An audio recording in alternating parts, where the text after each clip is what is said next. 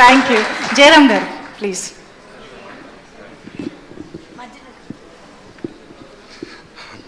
అందరికీ నమస్కారం.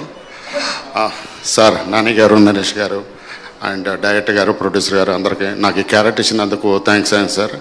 సుబ్బు గారు నాకు ఈ క్యారెక్టర్ చెప్పిన తర్వాత 1 month గ్యాప్ తీసుకున్నారు సార్. క్యారెక్టర్ బాగుంది, ఇస్తారో లేదో తెలియదు. ఆయన దగ్గర నుంచి నాకు ఏ రెస్పాన్స్ రాలేదు సార్. ఆ తర్వాత రెండోసారి మీట్ అయినప్పుడు మీరే చేస్తున్నారు సార్, టెన్షన్ పడకండి అన్నప్పుడు కొంచెం రిలాక్స్ ఫీల్ అయ్యాను సార్.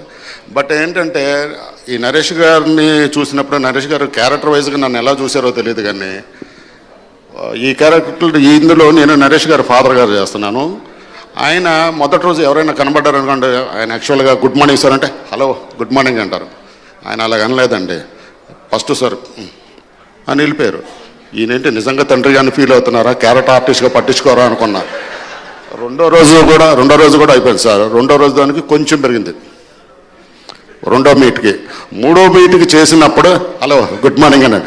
అప్పుడు నన్ను ఆయన ఆర్టిస్ట్గా ఇచ్చేసుకున్నారు. అప్పటి వరకు నన్ను క్యారెక్టర్లో ఉన్న తండ్రిగానే ఉన్నారేమో అని ఫీల్ అయిపోయా. పక్కన ఉన్న నా ఫ్రెండ్ మేము కొలికి కూడా ఆయన ఇప్పుడు ఫీల్ అయ్యారు నువ్వు ఆర్టిస్ట్ అని. ఇప్పటి వరకు ఆయన ఆర్టిస్ట్ కాదనుకుంటున్నారు, ఆయన ఫాదర్వే అనుకుంటాను. నాకు నిజంగానే అట్లాగే అనిపించింది. నా ఇంకా కోపంగా చూస్తున్నారేమో అనిపించింది.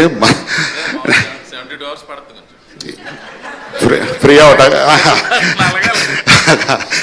Thank you. ఇప్పుడు ఈ ట్రైలర్ చూసిన తర్వాత అనుకున్నాను సార్, ఇది డెఫినెట్గా సక్సెస్ అయ్యిద్ది.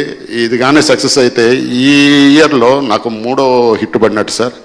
డెఫినెట్గా మీరు అందరూ చూసి ఈ సినిమా హిట్ చేస్తారని మనస్ఫూర్తిగా కోరుకుంటున్నాను. నాకు ఈ అవకాశం ఇచ్చిన ప్రొడ్యూసర్ గారికి, డైరెక్టర్ గారికి అండ్ అందరికీ థ్యాంక్ యూ.